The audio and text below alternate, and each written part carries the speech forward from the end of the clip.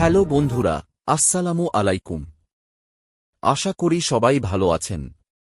আজকের ভিডিওতে আমরা আলোচনা করব মহিলাটির কাছ থেকে সন্তান কেড়ে নিল মেঘলা, ফেঁসে গেল বৃষ্টি, গরিব ঘরে রাজপুত্র ৪৩। আজকের এই কল্পিত এক্সপ্লেইন পর্বে দেখা যাবে টানটান উত্তেজনাপূর্ণ এক ঘটনা। দীর্ঘদিনের খোঁজাখুঁজির পর অবশেষে নিজের সন্তানকে ফিরে পায় মেঘলা। একের পর এক প্রমাণ সামনে আসতেই ফেঁসে যায় বৃষ্টি, আর সত্য প্রকাশ হতে শুরু করে। পর্বের শুরুতেই দেখা যায় তদন্ত কর্মকর্তার হাতে একটি গুরুত্বপূর্ণ তথ্য আসে। সেই তথ্য অনুযায়ী একটি নির্জন বাড়িতে শিশুটিকে লুকিয়ে রাখা হয়েছে। খবর পাওয়ার সঙ্গে সঙ্গে অনিক, মেঘলা এবং পুলিশের একটি বিশেষ দল দ্রুত ঘটনাস্থলের উদ্দেশ্যে রওনা দেয়। বাড়ির সামনে পৌঁছে পুলিশ চারদিক ঘিরে ফেলে। তদন্ত কর্মকর্তা দরজায় কড়া নেড়ে বলেন, দরজা খুলুন, আমরা সব জানি। অযথা পরিস্থিতি জটিল করবেন না। কিছুক্ষণ পর দরজা খুলে এক মহিলা বেরিয়ে আসেন।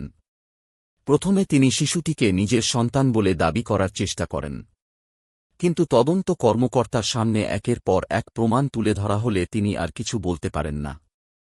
ঠিক সেই সময় ঘরের ভেতর থেকে শিশুর কান্নার শব্দ ভেসে আসে। শব্দ শুনেই মেঘলা ছুটে ভেতরে চলে যায়।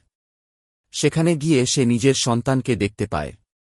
আবেগে ভেঙে পড়ে সে সন্তানের দিকে ছুটে যায় এবং তাকে শক্ত করে বুকে জড়িয়ে ধরে। অনিকও দ্রুত সেখানে পৌঁছে সন্তানের মাথায় হাত রেখে বলে, আমরা তোমাকে আর কখনো আমাদের কাছ থেকে দূরে যেতে দেব না। মহিলাটি কান্নায় ভেঙে পড়ে এবং স্বীকার করে যে তাকে এই কাজ করার জন্য অন্যরা প্ররোচনা দিয়েছিল।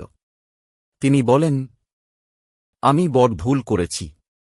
টাকার লোভে এমন কাজে জড়িয়ে পড়েছিলাম।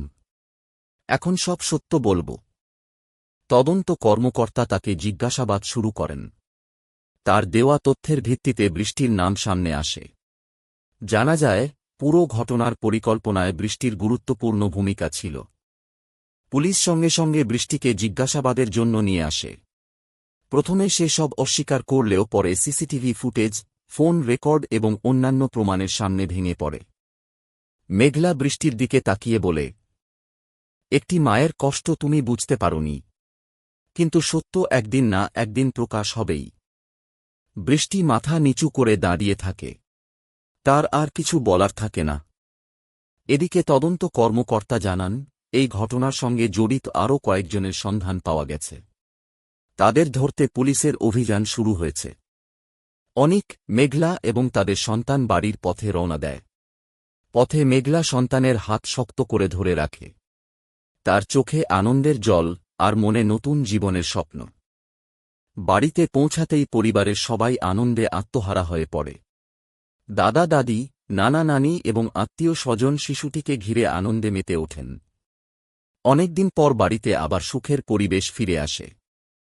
রাতে অনিক মেঘলার দিকে তাকিয়ে বলে, আজ আমরা আমাদের সবচেয়ে বড় সম্পদকে ফিরে পেয়েছি। এই সুখ যেন কেউ আর কেড়ে নিতে না পারে। মেঘলা হাসিমুখে উত্তর দেয়, যতদিন আমরা একসঙ্গে আছি কোনো শক্তিই আমাদের পরিবারকে ভাঙতে পারবে না। কিন্তু গল্প এখানেই শেষ নয়। ঠিক তখনই তদন্ত কর্মকর্তার ফোনে একটি নতুন তথ্য আসে। তিনি জানতে পারেন পুরো ঘটনার পেছনে থাকা মূল পরিকল্পনাকারী এখনও ধরা পড়েনি। তিনি নতুন অভিযানের নির্দেশ দেন। পর্বের শেষ দৃশ্যে দেখা যায় দূরে একটি কালো গাড়িতে বসে এক রহস্যময় ব্যক্তি অনিকের বাড়ির দিকে তাকিয়ে মুচকি হাসছে। সে ফোনে বলে, বৃষ্টি ধরা পড়েছে, কিন্তু আমার খেলা এখনও শেষ হয়নি। সামনে আরও বড় ঝড় অপেক্ষা করছে। এই রহস্যময় দৃশ্যের মধ্য দিয়েই শেষ হয় গরিব ঘরে রাজপুত্র ৪৩-এর আজকের কল্পিত এক্সপ্লেইন পর্ব। ভিডিওটি ভালো লাগলে অবশ্যই একটি লাইক দিন, বন্ধুদের সঙ্গে শেয়ার করুন এবং গরিব ঘরে রাজপুত্র এর নিয়মিত রিভিউ, এক্সপ্লেইন ও নতুন আপডেট পেতে আমাদের চ্যানেলটি সাবস্ক্রাইব করে পাশে থাকা বেল আইকনটি অন করে রাখুন। ধন্যবাদ। সবাই ভালো থাকবেন। আল্লাহ হাফেজ।